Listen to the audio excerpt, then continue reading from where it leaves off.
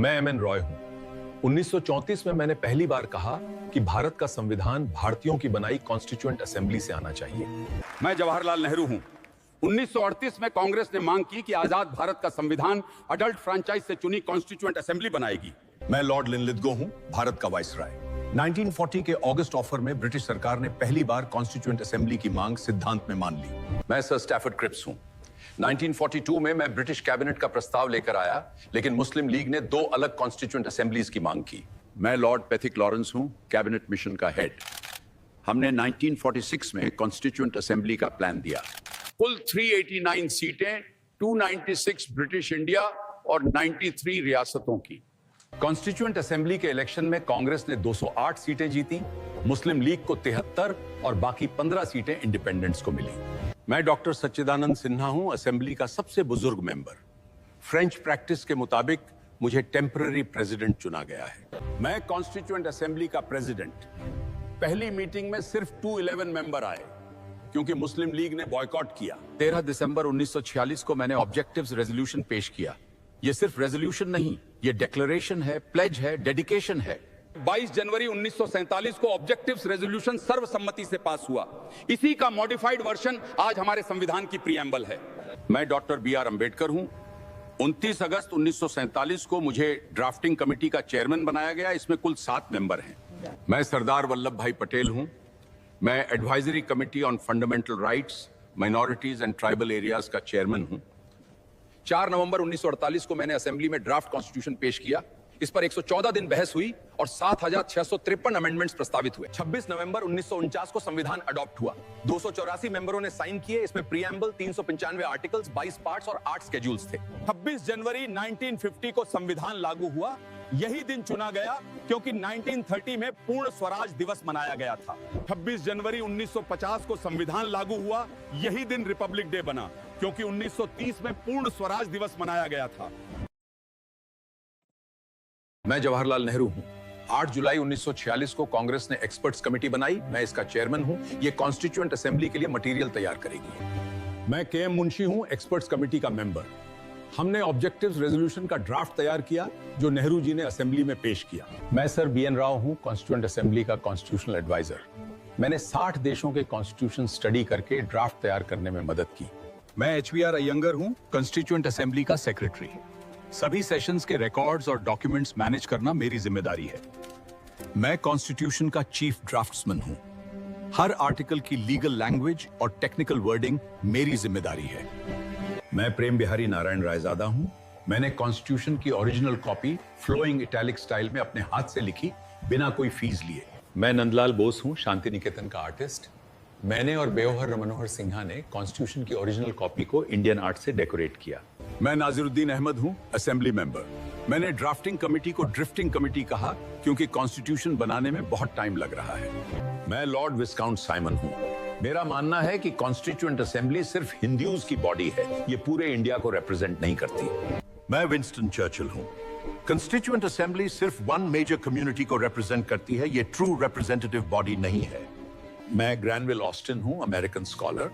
मैंने लिखा कि असेंबली वन पार्टी बॉडी थी, असेंबली कांग्रेस थी और कांग्रेस ही इंडिया था।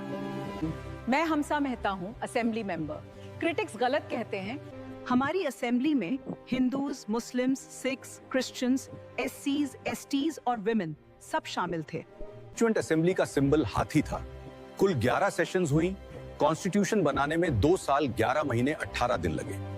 कॉन्स्टिट्यूशन बनाने में कुल 64 लाख रुपए खर्च हुए। कॉन्स्टिट्यूशन मेकर्स ने लगभग 60 कंट्रीज के कॉन्स्टिट्यूशन स्टडी किए थे। मैं राष्ट्रपति हूं। 1987 के 58th अमेंडमेंट ने आर्टिकल 394A जोड़ा। अब कॉन्स्टिट्यूशन का हिंदी टेक्स्ट भी अथॉरिटेटिव माना जाएगा।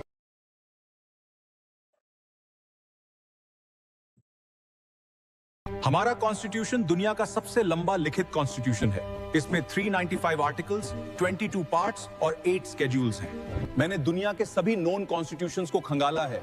हमने America, Britain, Ireland, Canada, Australia के सबसे अच्छे प्रोविजंस लिए हैं। ब्रिटेन का कॉन्स्टिट्यूशन अनरिटन है जो कन्वेंशंस पर चलता है, लेकिन हमारा कॉन्स्टिट्यूशन रिटन और डिटेल्ड डॉक्यूमेंट है। मैं केसी वेयर हूं, कॉन्स्टिट्यूशनल एक्सपर्ट। इंडियन कॉन्स्टिट्यूशन ना रिजिड है ना फ्लेक्सिबल, बल्कि दोनों का ब्लेंड है। कुछ पार्ट्स आसानी से बदलते हैं, कुछ मुश्किल से। हमारा कॉन्स्टिट्यूशन फेडरल है लेकिन स्ट्रॉन्ग सेंटर के साथ।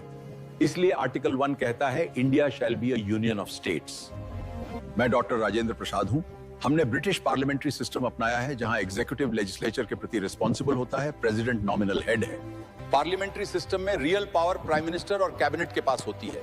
प्रेसिडेंट ब्रिटिश किंग की तरह कॉन्स्टिट्यूशनल हेड है, एक्चुअल हेड नहीं।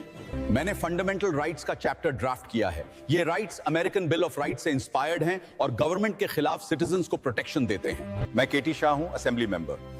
Directive principles of state policy Irish constitution से ली गई हैं। ये गवर्नमेंट को सोशल और इकोनॉमिक जस्टिस की डायरेक्शन देती हैं। फंडामेंटल राइट्स जस्टिसेबल हैं, कोर्ट जा सकते हैं, लेकिन डायरेक्टिव प्रिंसिपल्स नॉन जस्टिसेबल हैं। ये गवर्नमेंट के लिए मॉरल ऑब्लिगेशंस हैं।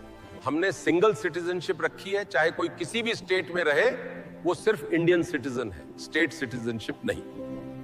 हमने इंटीग्रेटेड जुडिशरी बनाई है, सुप्रीम कोर्ट सबसे ऊपर, फिर हाई कोर्ट्स, फिर सबऑर्डिनेट कोर्ट्स। ये अमेरिकन सिस्टम से अलग सिंगल हायरार्की है। इमरजेंसी प्रोविजंस जर्मन कॉन्स्टिट्यूशन से इंस्पायर्ड हैं। President national emergency, state emergency और फाइनेंशियल इमरजेंसी डिक्लेयर कर सकता है। कॉन्स्टिट्यूशन में 8 स्केड्यूल्स हैं जो डिटेल्स देती हैं, जैसे स्टेट्स की लिस्ट, लैंग्वेजेस, ओथ्स और एंटी डिफेक्शन लॉ। मैं गर्व से कहता हूं कि यह कॉन्स्टिट्यूशन सिर्फ लीगल डॉक्यूमेंट नहीं है, यह सोशल रेवोल्यूशन का इंस्ट्रूमेंट है जो जस्टिस, लिबर्टी, इक्वालिटी और फ्रेटर्निटी देगा। मैं केसी बियर हूं। मैं कहता हूं हमारे कॉन्स्टिट्यूशन में केंद्र बहुत ताकतवर है, इसलिए यह पूरी तरह फेडरल जैसा नहीं दिखता कई लोगों को। क्रिटिक्स कहते हैं हमारा कॉन्स्टिट्यूशन बहुत लंबा है क्योंकि इसमें छोटे नियमों की भी बहुत डिटेल लिख दी गई है। मैं ग्रैनविल ऑस्टिन हूं। क्रिटिक्स बोलते हैं हमने कई देशों से बातें उठाई, इसलिए कॉन्स्टिट्यूशन कभी कभी पैचवर्क जैसा लगता है, पहचान धुंधली पड़ती है। मैं अल्लादी कृष्णस्वामी अय्यर हूं। आलोचक कहते हैं वकीलों की भाषा के कारण कई आर्टिकल आम लोगों के लिए समझना कठिन हो जाता है। कुछ लोग कहते हैं बहुत डिटेल लिख देने से छोटे बदलाव के लिए भी बार बार संशोधन करना पड़ता है। 1975 के अनुभव ने दिखाया कि इमरजेंसी में सरकार अधिकार समेट सकती है और बोलने लिखने की आजादी दब सकती है। मैं हूं बिहार का मुख्यमंत्री। क्रिटिक्स कहते हैं राज्यपाल की नियुक्ति केंद्र करता है, इसलिए राज्य सरकार की बात दब जाती है। कुछ आलोचक कहते हैं राइट्स और डायरेक्टिव प्रिंसिपल्स के बीच टकराव से नीति बनाते समय कोर्ट में खिंचाव बढ़ता है। मैं जीवी मावलंकर हूं। लोग कहते हैं संविधान बदलने के नियम एक जैसे नहीं, कुछ हिस्से सरल हैं, कुछ के लिए बहुत बड़ी सहमति चाहिए। आलोचक कहते हैं बचे हुए विषयों की ताकत केंद्र के पास है, इसलिए राज्य कई मामलों में खुद अकेले फैसला नहीं कर पाते। क्रिटिक्स कहते हैं इमरजेंसी के समय केंद्र की पकड़ बढ़ती है और फेडरल संतुलन कमजोर पड़ जाता है। लोग कहते हैं डायरेक्टिव प्रिंसिपल्स पर कोर्ट में सीधा हक नहीं मिलता, इसलिए कई वादे कागज पर रह जाते हैं। मैं रामनाथ गोयनका हूं। क्रिटिक्स कहते हैं राइट्स दिए गए हैं पर उन पर रीजनेबल रेस्ट्रिक्शंस हैं, इसलिए आजादी पूरी नहीं लगती कभी। मैं सरदार स्वर्ण सिंह हूं। क्रिटिक्स कहते हैं फंडामेंटल ड्यूटीज लिखी गई पर इनके लिए साफ सजा नहीं, इसलिए असर सीमित रहता है। मैं कहता हूं कॉन्स्टिट्यूशन कितना अच्छा हो, आखिर अगर उसे चलाने वाले लोग गलत हों तो वो कभी भी फेल हो जाता है।